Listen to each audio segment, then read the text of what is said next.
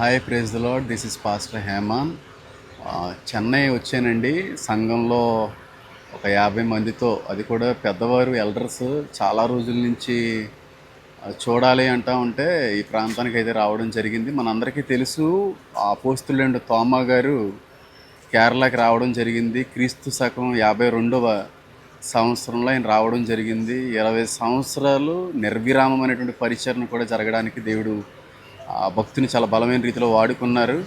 అయితే last 3 years మాత్రం చెన్నై రావడం జరిగింది. ఆ లాస్ట్ 3 ఇయర్స్లోనే ఆయన ఇక్కడ పరిచయం చేసి హతసాక్షిగా కూడా చనిపోవడం అనేటువంటిది కూడా జరిగింది.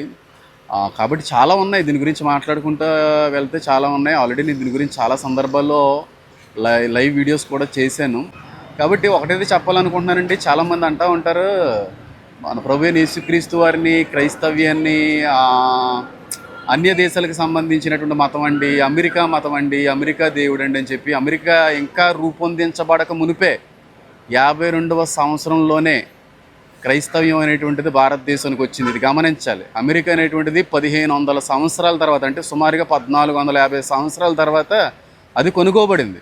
కాబట్టి ఇది మొట్టమొదటిగా అపోస్తలుడైన తోమా గారు ఎక్కడైతే ఈ ప్రాంతాల్లో పరిచర్య చేసేవారో, ఈ చుట్టుపక్కల ప్రాంతం అంతా కూడా పరిచర్య చేసి అక్కడ కొండ, ఈ ప్రాంతం అంతా కూడా ఆ కొండ మీదకి వెళ్ళిపోతూ ఉండేవారు. సాయంత్రం అయ్యే సమయానికి కొండ మీదకి వెళ్ళిపోయి అక్కడ ప్రత్యేకమైనటువంటి స్థలంలో ప్రార్థిస్తూ చాలా ఘనమైనటువంటి కృపను దేవుడి మూలంగా పొందుకుంటూ ఉండేవారు. అదంతా కూడా ఈ సమయంలో చూపిస్తాను, చివరి వరకు చూడడానికి ప్రయత్నం అయితే చేయండి.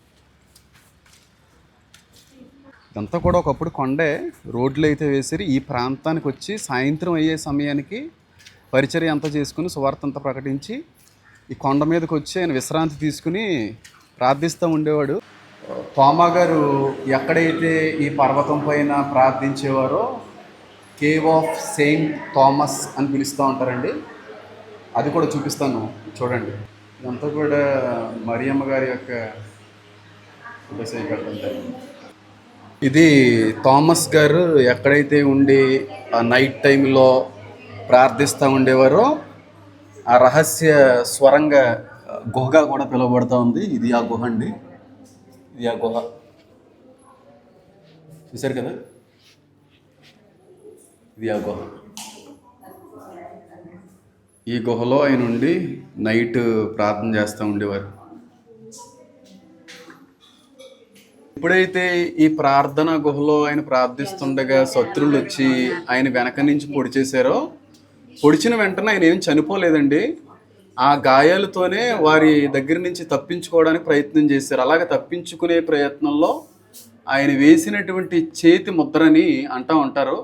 ఈ చిన్న స్వరంగం నుంచి బయటికి పారిపోవడానికి ఆయనకి అవకాశం దొరికిందన్నమాట. ఈ చిన్న స్వరంగం నుంచి బయటికి పారిపోవడం జరిగింది. వాస్తవానికి ఈ గుహలో ఆయన ఉండగా పొడి చేయడం అనేది జరిగిందన్నమాట. చెయ్యి ఆనవాళ్ళు ఆయన చెయ్యి అక్కడ వేసారని అంటూ ఉంటారు. ఆ చిన్న గుహలో నుంచి బయటికి, స్వరంగం నుంచి బయటికి వెళ్ళిపోవడానికి ప్రయత్నం చేశారన్నమాట. ఇక్కడ ఒక ఫోటో కనబడుతుంది చూడండి. ఈ ఫోటో లోకా గారు వేసినటువంటి ఫోటో అంటూ ఉంటారు. ఆ ఫోటోని భారతదేశానికి వచ్చేటప్పుడు తోమా గారు పట్టుకొని వచ్చేసినట్టుగా కూడా చెప్తూ ఉంటారు. అయితే ఇది ఒరిజినల్ అని కాదు, కానీ ఆయన వేసినటువంటి ఫోటో నుంచి వచ్చినటువంటి జిరాక్స్లు అనుకోండి. ఇది ఇలాగే ఉంటుంది. లోక గారు వేసినటువంటి ఫోటో, అంటే మరియమ్మ గారు యేసుక్రీస్తు ప్రభు వారు చిన్న వయసులో ఉన్నప్పుడు ఎత్తుకున్నటువంటి దృశ్యాలు చూసి పెరిగినట్టున్నాడు లోక. కాబట్టి అవన్నీ కూడా ఆయన్ని జ్ఞాపకాల్లో ఉండిపోయిన కారణాన్ని బట్టి ఆ విధంగా ఆయన ఆ ఫోటో పెయింట్ వేయడం కూడా జరిగింది. ఈ రాయి మీద ఆయన మోకాళ్ళు వేసి చేతులు ఆంచి ప్రార్థిస్తూ ఉండేవారంటండి.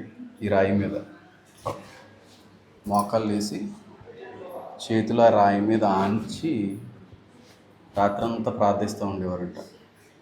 ఇది కూడా ఈ గుహలోనే ఉంటుంది. ఎవరైనా రావడానికి ప్రయత్నం చేసినప్పుడు, రావాలనుకున్నప్పుడు ఇవన్నీ మీకు ఉపయోగపడడానికి చెప్తా ఉన్నాను. ఈ గుహ ఎంటరింగ్ అయ్యే సమయంలో కూడా ఒక సిలువ క్యార్వింగ్ చూడండి చెక్కినట్టుగా, అది కూడా తోమా గారే ఈ గుహ ముందు చెక్కినట్టుగా కూడా చెప్తూ ఉంటారు. ఇదంతా తోమా గారు చేసినట్టుగా. అవి నే గుహలు అయితే పొడి చేశారో అండి. ఆ పొడిచిన తర్వాత ఆ స్వరంగం నుంచి తప్పించుకుంటూ బయటకు వచ్చేసాడని చెప్పాను కదా. ఆ తప్పించుకుంటూ బయటకు వచ్చి పారిపోతున్న సమయంలో ఆయన అడుగు రక్త సంద్రంతో ఇక్కడ పడిందని అంటూ ఉంటారు. ఆ సర్కిల్ వేయబడిందంతా కూడా ఆయన అడుగు అన్నమాట. ఇలా పారిపోయారు. పారిపోయి ఏ కొండ ప్రాంతానికి వెళ్ళి ఆ గాయాలతో కొన్ని దినాలు ఉండి చనిపోయారు, అది కూడా చూపిస్తాను. ఇదైతే మాత్రం ఆయన అడుగు, ఆయన వేసిన అడుగు అని చెప్పి చాలామంది అంటూ ఉంటారు. తోమా గారు ఇక్కడికి వచ్చి గడిపేవారు కదండి. నీళ్ళు ఉండేవి కదండి, ఎందుకంటే పర్వత శిఖరాలపైన నీళ్ళు ఉండడం అనేది కష్టం కనుక ఒకానొక సందర్భంలో నేను లాస్ట్ టైం వచ్చినప్పుడు అయితే నెట్ ఉండేది కదా, ఇప్పుడు ఉంది.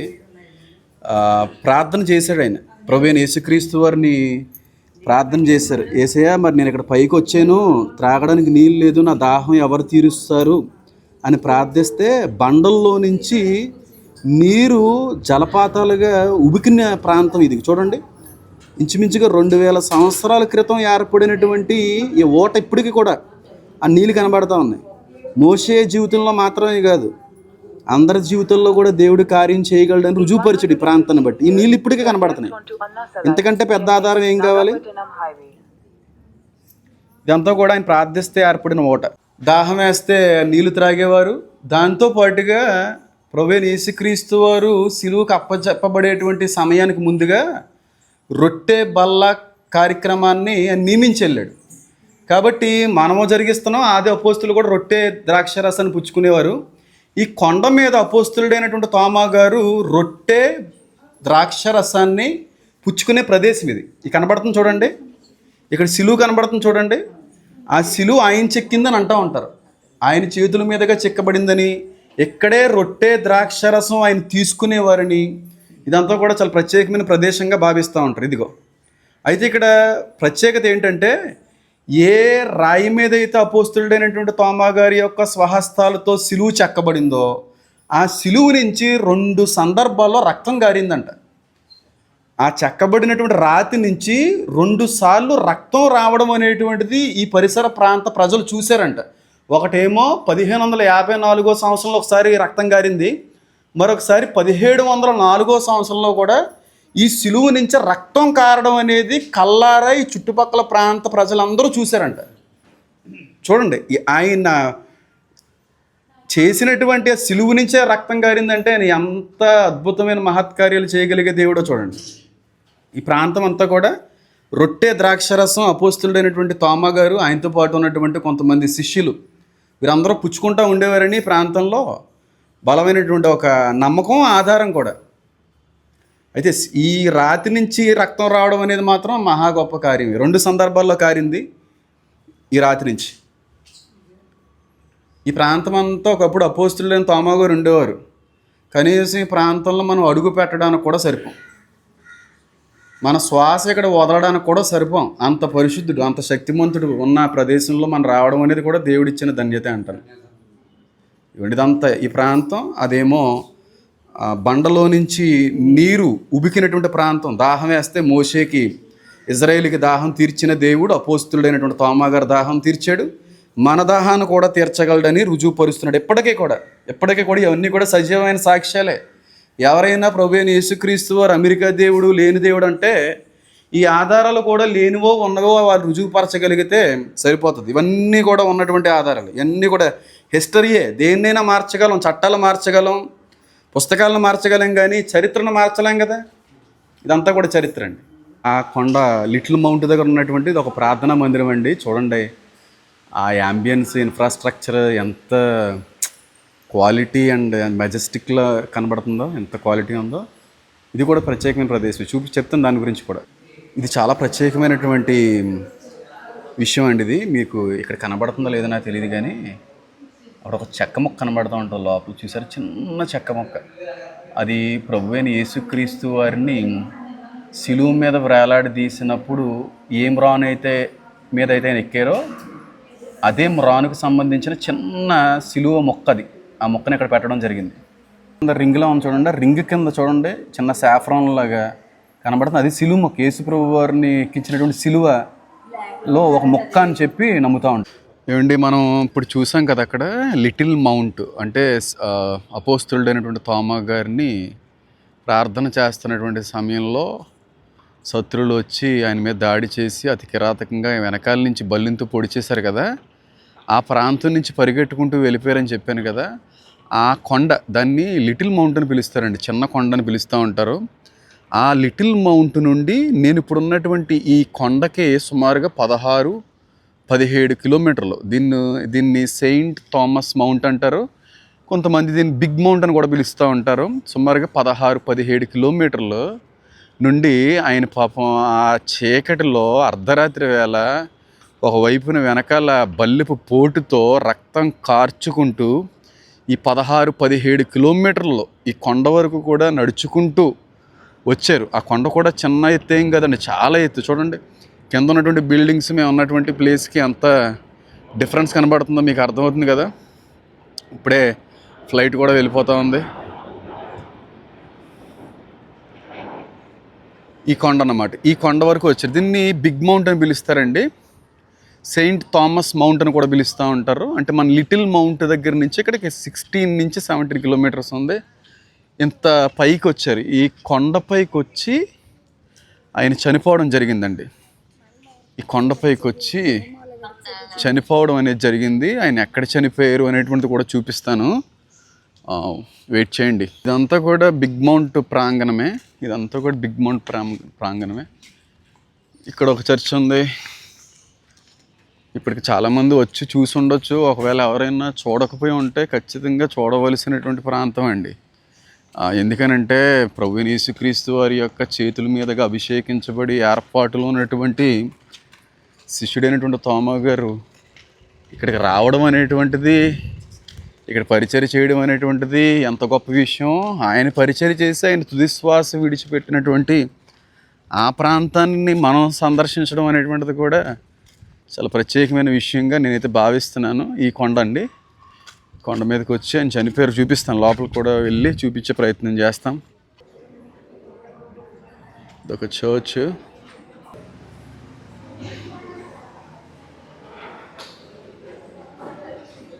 ఇప్పుడు వరకు ఇక్కడ ఆరాధన జరిగింది, ఇప్పుడే ఆరాధన అయింది. ఆరాధన అంతట్లో కూడా నేను పాల్గొన్నాను, చూపిస్తాను. అదంతా కూడా చూపించే ప్రయత్నం చేస్తాను. ఇదంతా కూడా చర్చ్. ఇప్పటివరకు ఇక్కడ ఆరాధన జరిగింది, ప్రభురాత్రి బల్ల కూడా ఇచ్చారు. నేను కూడా పాల్గొన్నాను. చాలా ఆనందం అనిపించింది, చాలా సంతోషం అనిపించింది. ఇది అపోస్తులైనటువంటి తోమా గారి చేతుల మీదుగా చెక్కబడినటువంటి శిలువ ప్రతిమ అండి. ఆయన చేతుల మీదుగా చెక్కబడిందంట. ఆయన చిటికిన వేలికి సంబంధించినటువంటి బోను ఇది బిగ్ మౌంట్ మీద ఉంది. అలాగే బాసిలికా సమాధి దగ్గర ఉంది. ఇది ఆయన చేతులతో చెక్కిన శిలువండి.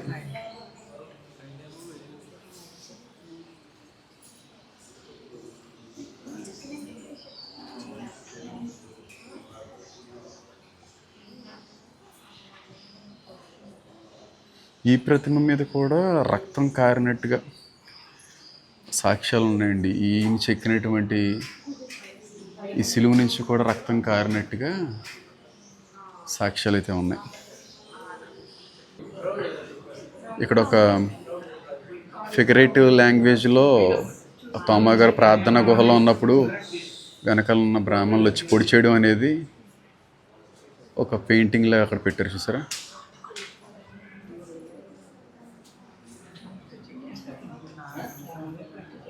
ఆయన బోన్, ఆయన చిటికిన బోన్ అది.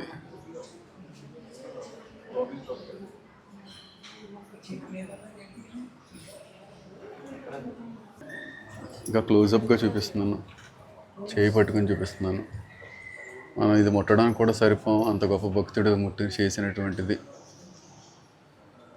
పక్కన ఉన్నటువంటి ప్రేయర్ చేపల్లో ఇది ఒకటండి. ఇక్కడ కూడా బోన్ ఉంటుంది, చిన్న బోన్ ఉంటుంది. మనం చూసాం కదండి అక్కడ తోమా గారు ప్రార్థించి పొడిచివేయబడినటువంటి లిటిల్ మౌంట్ చూసాం. తర్వాత ఏమో బిగ్ మౌంట్ చూసాం, ఆయన యొక్క ప్రాణం కోల్పోయినటువంటి ప్రదేశం. ఎక్కడైతే చనిపోయారో బిగ్ మౌంట్ దగ్గర నుంచి ఇక్కడికి కూడా ఇంచుమించుగా 15+ కిలోమీటర్స్ అండి. ఇది ఆయన సమాధి. ఇది సెయింట్ థామా బాసిలికా చర్చ్ అంటారు. ఇక్కడ ఆయన సమాధి ఉంటుంది. లోపల అదంతా కూడా చూపించే ప్రయత్నం చేస్తాను, చూడండి. అంతా కూడా చర్చ్ ఎంట్రన్స్.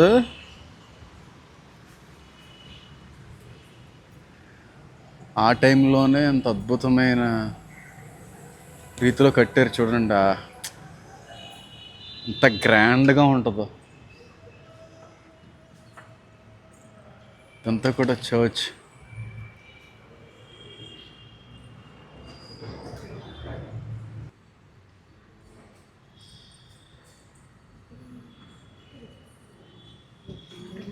ఇది పై ఫ్లోర్లో ఉన్న చర్చ్, దాని కింద మళ్ళీ చర్చ్ ఉంటుంది. ఇది ఆయన సమాధి, అది కూడా వెళ్ళి చూపిస్తా.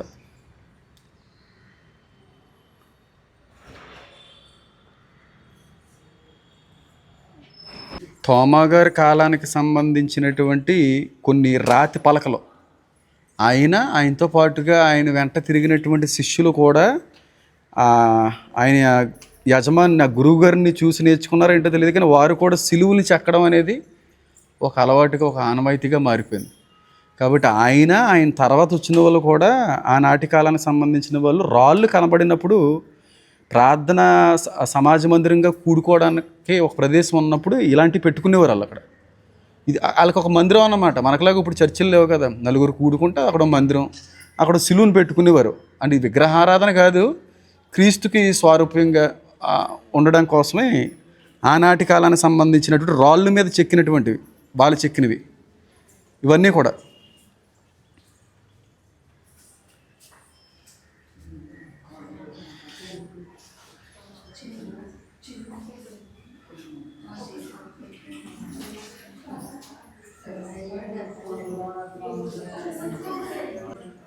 మట్టి పాత్రలు, ఆ టైంలో ఉపయోగించినటువంటి మట్టి పాత్రలు ఇవన్నీ.